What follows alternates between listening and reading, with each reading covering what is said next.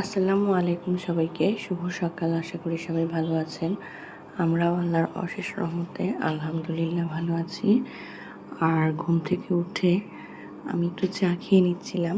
তো চা বানিয়ে এখন একাই খেয়ে নেব। হাজব্যান্ড তো ব্রেকফাস্ট করে অফিসে চলে গিয়েছে। বাচ্চারাও ঘুমিয়ে আছে, ওদের তো স্কুল বন্ধ দিয়ে দিয়েছে। আর আজকে সকাল থেকে উঠে আমি জরুরি একটা কাজ করব। আমার আজকে ব্যাগ গোছাতে হবে, কারণ বাচ্চাদের স্কুল যেহেতু বন্ধ, আমি কিছুদিনের জন্য বেড়াতে যাব আমার বাবার বাসায়। তো সেই কারণে সকাল থেকেও মনটা বেশ ভালো। তবে গরম পড়েছে প্রচণ্ড, গরমে বের হতে ইচ্ছে করে না একদম। তবু আমার বাসা থেকে কাছাকাছি দেখেই যাওয়ার একটা প্ল্যান করেছি। তারপর তো বাচ্চার ওঠার পর ওদেরকে নাস্তা দিয়ে দিলাম। এখানে একটু মুরগির মাংস আর রুটি ছেঁকে নিয়েছিলাম। তো রুটি দিয়ে মুরগির মাংস দিয়ে দিলাম ওদেরকে। আর এই নাস্তাটা দিলে না ওরা মোটামুটি একাই খায়। আর ব্রেকফাস্ট শেষ করে তো আমি এখন কাপড় গুছাতে চলে আসলাম। এখানে আমার রেগুলার ওয়্যারের ড্রেস, তারপর বাচ্চাদের ড্রেস সব গুছিয়ে নিয়েছি। এখানে একটু ভালো টাইপের কয়েকটা ড্রেস নিয়ে নিলাম। অল্পই কাপড় চোপড় নেব, কারণ খুব বেশি দিন যে থাকবো সেরকম না, হয়তো 4-5 দিনের মতন থাকবো, তাই আর কি একটু টুকিটাকি। তারপর এখানে তো আমার কসমেটিক্স আর মেকআপ আইটেমসগুলো একটু নিয়ে নিলাম। যে গরম, আসলে মেকআপ করার মতন কোনো পরিস্থিতি থাকে না, তবুও আর কি নিয়ে নিলাম যদি লাগে। আমি তো শুধু আল্লাহ আল্লাহ করতে জানি গরমটা একটু কমে যায়, কারণ এক জায়গায় বেড়াতে গেলে না গরমটা বেশি থাকলে একদম হাঁসফাঁস মনে হয়। তারপর এখানে তো নিজের কিছু জুয়েলারি, অ্যাক্সেসরিজ আর সাথে মেয়েরগুলোও গুছিয়ে নিয়েছি। আর আমার নতুন ইয়াররিংটা তো আমি নিয়ে নিচ্ছি, সাথে আরও অনেক কিছু বের করে নিয়েছি।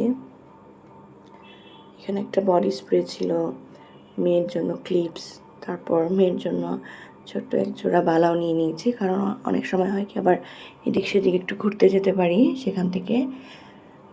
যদিও আমার বাবার বাসা তো ঢাকার ভিতরেই, তো ঘুরতে যাওয়া ঢাকার ভিতরেই ঘুরতে যাওয়া, তবুও দেখা যাবে যে একটু বেড়ানো হতে পারে ওখানে গেলে। তারপর আমার গোছগাছ শেষ, আমি তো এর ফাঁকে রান্না করে ফেলেছিলাম। রান্না করে এখন টেবিলে খাবার দিয়ে দিলাম। রান্না খুব বেশি একটা করিনি আজকে, যেহেতু রাতের খাবারটা বাবার বাসাতে গিয়েই খাবো, তাই অল্প করেই রান্না করেছি। আর এদিকে আমার বাচ্চারা তো চলে এসেছে খাবারের জন্য। হাজব্যান্ডের লাঞ্চ তো সকালেই দিয়ে দিয়েছি, এখন আমরা 3 জন মিলে খাবারটা খেয়ে নিব। তো এর মাঝখানে কিন্তু হঠাৎ করে আকাশে একদম কালো মেঘের মতো হয়ে গিয়েছিল। তো আমরা একটু ব্যালকনিতে গিয়েছিলাম, তারপর দেখি একটু বৃষ্টি শুরু হয়েছে, হালকা বৃষ্টি হয়েছে, খুব বেশি না।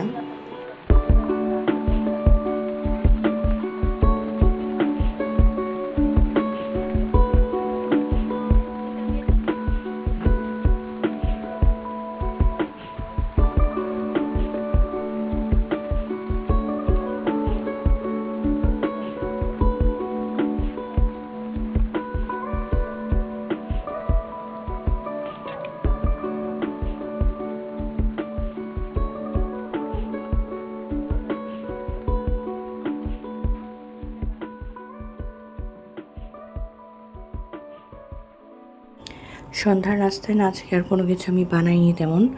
এখানে জাস্ট একটু সিঙ্গারা কিনে এনেছিলাম আমার হাজব্যান্ড, আর ফ্রিজে আইসক্রিম ছিল, তো সেটাই আর কি ওদেরকে দিলাম।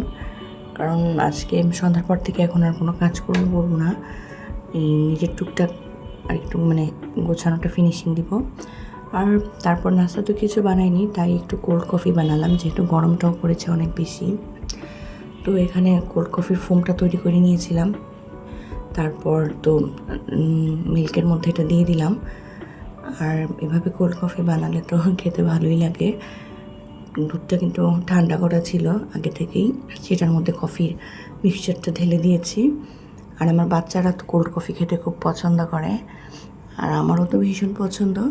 আর এগুলোর উপর আমি একটু চকলেট স্প্রেড করে দিয়েছিলাম, এতে করে বাচ্চারা দেখতে আর কি খুশি হয়, ডেকোরেশনটাও ভালো লাগে। আর চকলেট দিলে তো ওদের কথাই নেই।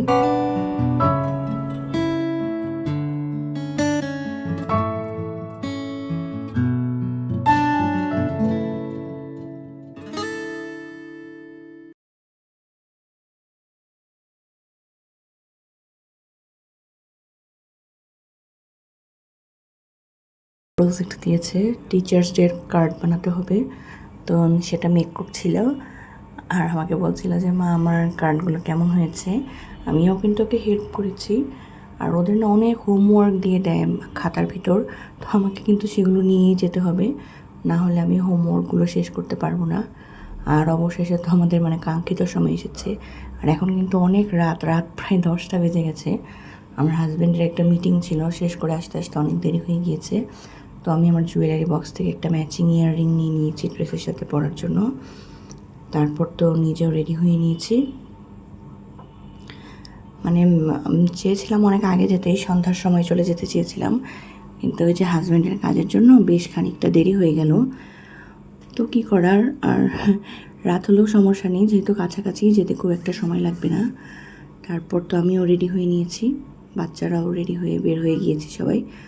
আর আমার বাচ্চারা তো লিফটে বের হয়ে খুব দুষ্টুমি করছিল, মানে ওদের যেটা কাজ সব সময়।